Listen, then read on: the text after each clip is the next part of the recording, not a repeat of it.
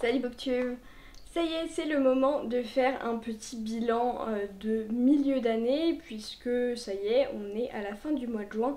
Déjà, ça passe beaucoup trop vite et du coup pour faire le petit bilan, je voulais faire un truc assez classique sans trop me prendre la tête, donc j'ai pris le Mid-Year Freakout Book Tag. Je me suis en partie basée sur la vidéo de Elliot Brooks qui l'a fait récemment pour incrémenter un petit peu avec 2-3 choses. Donc j'ai pris assez fidèlement sa vidéo. Je sais qu'il y a pléthore de versions de ce tag, mais je trouvais que les catégories et sa vidéo étaient plutôt pas mal, donc je me suis dit pourquoi pas.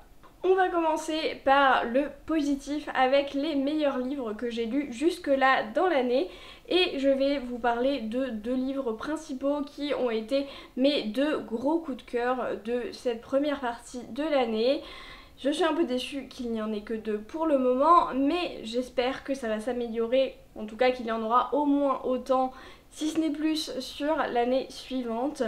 Mais on va parler de Trace of the Emerald Sea, dont j'ai déjà parlé plutôt pas mal. Donc c'est le premier projet secret de Brandon Sanderson. J'avais aimé le ton un petit peu décalé, très humoristique, qui fonctionnait extrêmement bien avec moi. Je sais que ça n'a pas été le cas pour tout le monde, mais avec moi ça fonctionnait extrêmement bien. C'était un mélange parfait entre drôle, cosy, réconfortant, des codes de contes de fées qu'on connaît et aussi un système de magie hyper intéressant comme c'est le fait Brandon Sanderson.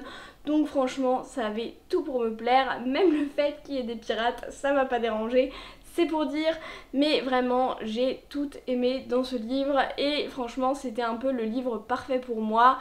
Donc si vous aimez le ton et le type de narration un petit peu décalé, un petit peu extérieur avec un narrateur peu fiable, je pense que ça peut vous plaire. Et le deuxième livre dont je vais vous parler ici, il s'agit de Meute de Karin Renberg, dont j'ai également pas mal parlé. C'est un livre qui m'a donné tellement d'émotions, où on va aborder énormément de sujets différents.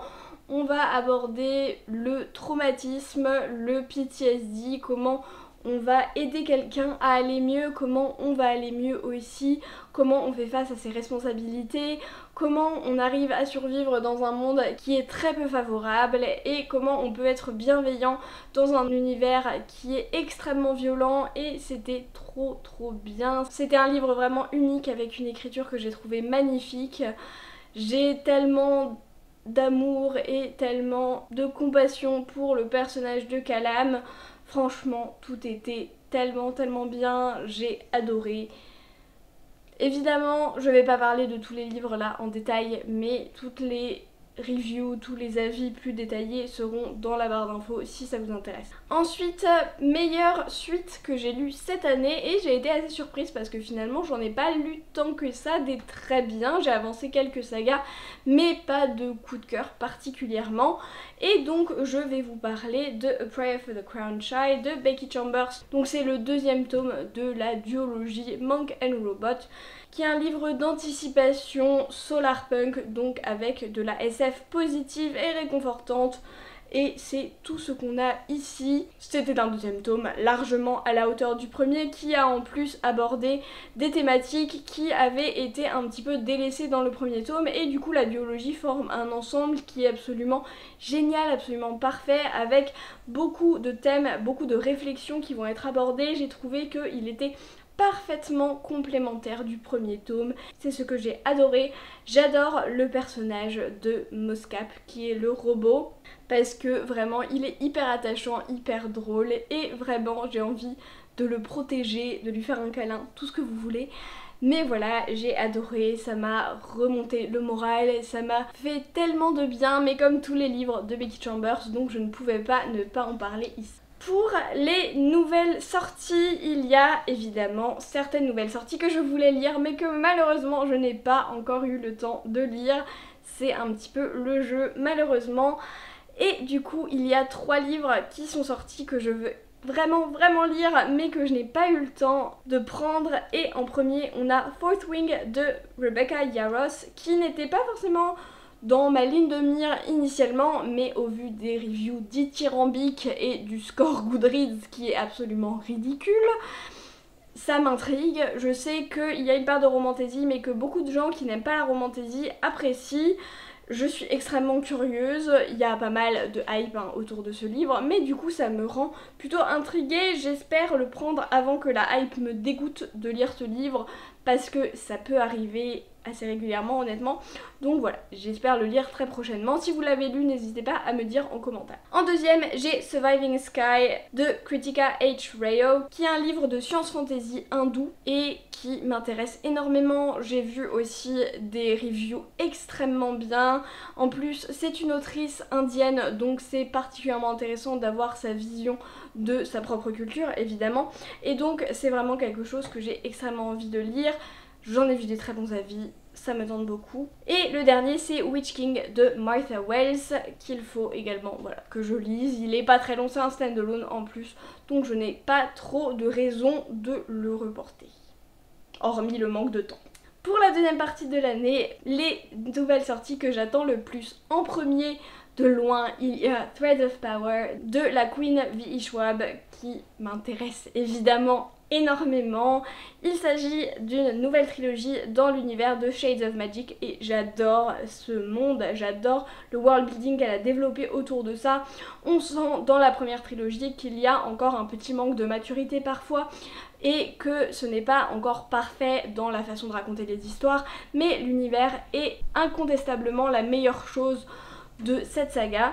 Même si ok, j'adore le personnage de Kel, j'adore sa relation avec Rye, mais voilà, on sent qu'il y a un manque de maturité, on sent que c'est dans ses premiers livres également et qu'elle a énormément grandi en tant qu'autrice depuis, bien sûr, qu'elle s'est énormément améliorée. Donc j'ai tellement hâte d'avoir un nouveau livre dans ce monde que je trouve incroyable avec l'autrice qu'elle peut être aujourd'hui, avec tellement d'expérience et tellement de livres à son actif, et j'ai trop hâte de le lire. Je l'ai déjà précommandé, alors voilà, trop hâte. Et le deuxième, c'est également un truc un petit peu nostalgique, puisqu'il s'agit du nouveau livre de Percy Jackson de Rick Riordan qui sort en octobre, et j'ai extrêmement hâte de le lire également.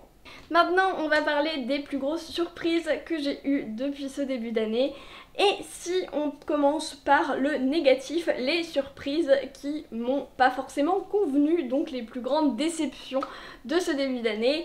Le premier de loin, de très loin, il s'agit du tome 3, malheureusement, des dernières heures de Cassandra Clare, donc le tome 3 de The Last Hours, qui n'a pas encore été traduit en français. J'avais adoré le tome 1 et encore plus le tome 2, je les avais trouvés très bons, excellents. Et je n'ai pas réussi à finir le tome 3, je me suis arrêtée à 20% parce qu'il y a vraiment des choses qui sont mal faites, des tropes qui sont archi forcées, une communication aux fraises et vraiment il y a trop de choses qui ne vont pas dans ce début et vraiment ce n'est pas tolérable d'avoir ce genre de choses pour une autrice qui sait tellement bien faire ce genre de trope d'habitude. Donc vraiment j'ai été tellement déçue, je ne vous dirai jamais à quel point j'ai été déçue. Voilà, je suis extrêmement chafouine par rapport à ça. On va voir ce que l'autrice a à proposer par la suite, mais il n'empêche que j'avais beaucoup aimé tous ces autres livres, donc voilà, c'est un petit accident de parcours pour ma part, mais on verra où nous emmène l'autrice plus tard. La deuxième déception de cette année a été une lecture commune avec Lucie de la chaîne Lucie a lu, puisqu'il s'agit de A Deadly Education ou Éducation meurtrière de Naomi Novik, dont j'avais entendu énormément de bonnes choses et notamment énormément de très bonnes comparaisons par rapport aux autres young adultes. Et en fait, j'ai pas trouvé ce que j'en attendais puisque j'ai trouvé des choses assez clichés du young adulte et surtout une protagoniste adolescente absolument insupportable qui se complaît dans le fait que tout le monde la déteste, mais en même temps c'est une connasse avec tout le monde, donc c'est pas très étonnant non plus que tout le monde la haïsse.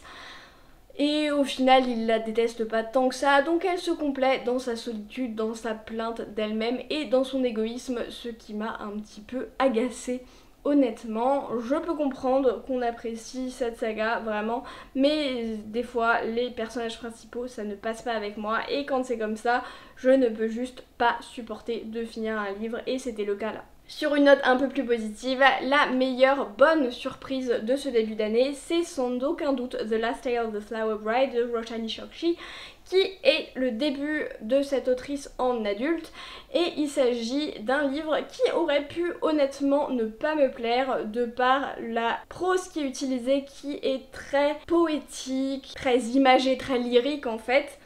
Et ça passe pas toujours avec moi, mais là je trouvais que ça passait parfaitement. On a une ambiance qui est géniale, des thématiques qui sont abordées auxquelles je ne m'attendais pas du tout, des thématiques très dures avec des amitiés toxiques, discussions sur les violences, la maltraitance, etc. Vraiment, c'était extrêmement bien. Je n'ai pas réussi à poser ce livre, je l'ai lu en une journée, je n'arrivais pas à arrêter de lire. C'était extrêmement bien, extrêmement riche, j'ai adoré l'ambiance et vraiment c'était trop cool. J'avais fait pareil une review dédiée, n'hésitez pas à aller la voir si vous voulez plus d'informations. Parce que je pense que c'est un livre qui n'est pas pour tout le monde et il faut y aller avec les bonnes attentes. Mais maintenant, les autoristes que j'ai découverts et qui sont devenus mes autoristes préférés, en tout cas les meilleures bonnes surprises en autoristes que j'ai découverts ce début d'année, et je vais parler de Julia Richard avec Paternoster puisque j'ai adoré la plume de l'autrice et que vraiment les thématiques abordées, la façon dont elle les aborde, je trouve que c'est extrêmement intéressant, en plus avec une façon d'écrire qui est vraiment unique et très calculée et millimétrée, c'est ce que j'adore. Et même s'il y avait quelques soucis à mon sens dans la fin du roman, j'ai beaucoup d'attente sur les prochains romans de l'autrice et franchement extrêmement hâte de lire ce qu'elle a à nous proposer par la suite, et je dois également lire Carne de la même autrice, donc j'ai hyper hâte. Et j'en ai déjà parlé, mais la deuxième, il s'agit de Karin Renberg, l'autrice de Meute que j'ai absolument adoré. Nouveau crush de fiction, alors je suis plus trop quelqu'un qui a beaucoup de crush dans les livres ou dans les séries ou quoi que ce soit. J'ai un peu dépassé cette phase-là, mais je pense que si on parle du meilleur protagoniste masculin, parce que j'ai pas eu de crush féminin particulièrement, donc je vais parler du meilleur personnage masculin, il s'agit de Levi de Love on the Brain de Ali Hazelwood, parce que c'est un personnage qui est absolument génial, absolument parfait dans tout ce qu'il est, dans tout ce qu'il fait, je l'aime vraiment énormément. Peut-être un peu trop parfait, mais franchement ça ne m'a pas gênée à la lecture du roman, donc je l'aime à la folie, vraiment, il est génial. Et sinon dans les personnages intéressants, dans les personnages qui vont me rester en mémoire, je pense que je peux parler des deux protagonistes de Elantris qui sont Raoden et Serene, parce que j'ai trouvé que c'était des personnages très intéressants dans lesquels on peut se reconnaître assez facilement et qui étaient assez bien développés. J'ai trouvé qu'ils étaient très riches, avec voilà un développement très intéressant, donc je les ai beaucoup appréciés. Ensuite, un livre qui m'a fait pleurer, et pour ça j'en ai deux principaux, les livres qui m'ont le plus fait pleurer depuis ce début d'année. Et en premier, on a I'm Glad My Mom Died de Janet McCurdy, qui est un mémoire autobiographique sur les mauvais traitements d'une actrice enfant et donc sa relation avec sa mère principalement, qui a été responsable de gros soucis psychologiques et physiques par la suite pour la jeune femme. Donc j'ai trouvé que c'était extrêmement bien écrit, extrêmement intéressant, extrêmement réaliste, avec beaucoup de cynisme et de recul sur tout ce qui s'était passé, ce que j'ai beaucoup apprécié. Je suis désolée pour le bruit de clochette, c'est le chat. Et ensuite il y a Daisy Jones and the Six, et j'ai pleuré à la fois pour la série et pour le livre que j'ai réécouté et qui m'a fait pleurer à la fin parce que ce livre est juste parfait, c'est juste génial, on en a parlé beaucoup, je vais pas en reparler plus, mais j'ai adoré et il est absolument génial. Ensuite, les livres qui m'ont rendue heureuse dans ce début d'année, et en premier on a Legends and Lattes de Travis Baldree, qui est le centre et ce qui a lancé la mouvance de Cozy Fantasy, et en effet on est parfaitement dedans, c'est hyper réconfortant, hyper mignon, hyper gourmand aussi, puisque nous sommes sur un fond de café, de gestion de café, de cinnamon rolls, d'autres pâtisseries et de relations d'amitié. Et franchement, c'est tout ce que j'en voulais. Je compare souvent ça à une forme de Stardew Valley en livre et pour moi c'est vraiment ça, c'est de la cozy fantasy à son paroxysme et franchement c'était trop bien, j'ai adoré. Si vous cherchez un truc pas du tout prise de tête, franchement avec des enjeux pas importants, quelque chose qui est très bien fait, très bien mené, allez-y. Et ensuite les autres livres plutôt qui m'ont rendue heureuse, il s'agit des 2 livres de Ali Hazelwood que j'ai lus. Donc bien sûr Love on the Brain et également Love Theoretically que je viens de terminer, qui était tout aussi mignon, tout aussi adorable, dont je vous reparle très bientôt en vidéo. Mais c'est vraiment des livres qui me font adorer la romance. Bon, la romance comme elle est faite dans ces livres-là en particulier, et vraiment c'est des relations très belles, très saines aussi, avec beaucoup de communication positive, beaucoup d'emphase sur de la bonne communication, sur le consentement, sur la santé mentale, etc. Il y a toute une discussion de milieu académique et des sciences que je trouve hyper cool et qui changent franchement et qui ne sont pas juste là pour faire un setting, puisque on a toujours une storyline qui est vraiment ancrée dans le monde académique, qui est tout aussi importante je pense que la romance. Donc c'est pas juste un gimmick pour faire beau, non c'est vraiment quelque chose qui est extrêmement important. On a aussi toujours beaucoup de blagues, beaucoup d'humour qui sont très ancrés dans ce milieu académique et dans la thématique que va rechercher la protagoniste, puisque c'est toujours des femmes. Dans Love on the Brain, on parle de neurosciences, dans Love Theoretically, on parle de physique théorique et de physique quantique. Et c'était hyper bien, ça me rend toute chose, ça me rend toute ridicule et j'adore cette sensation que je n'ai pas autant avec d'autres livres qui ne sont pas de cette autrice, et donc chapeau à elle. On approche de la fin et je vais vous parler de la meilleure adaptation que j'ai pu voir ce début d'année, et pour ça évidemment je vais reparler de Daisy Jones and the Six, puisque j'ai adoré cette série qui est extrêmement bien, qui a fait je pense les bons choix en termes de décision d'adaptation, même si j'ai préféré le livre tout de même. Il y a des choses qui n'étaient pas possibles en format visuel et toutes les chansons qu'ils ont écrites pour la série étaient juste géniales. Donc franchement, je n'ai rien à en dire, j'ai adoré, elle m'a fait pleurer aussi et j'ai écouté les chansons en boucle pendant beaucoup trop longtemps. Et enfin, petite rétrospective purement personnelle pour le coup, puisque je vais parler de la vidéo ou des vidéos que j'ai préféré faire et que j'ai préféré et que je préfère encore actuellement. Et je pense que mes 2 vidéos préférées depuis le début de l'année, c'est les vidéos avec les couvertures moches, où je regarde des couvertures parce que j'ai beaucoup rigolé et que je la trouve toujours très drôle. Et en deuxième, un peu plus sérieux, c'est ma vidéo sur les livres qui traitent de trauma et de PTSD, notamment en fantasy, parce que j'ai recherché pas mal et que je suis assez fière de ce que j'ai réussi à faire dans cette vidéo. C'est toujours pas mal de se lancer des fleurs et de se dire qu'on n'a pas fait des choses si mauvaises que ça depuis le début de l'année.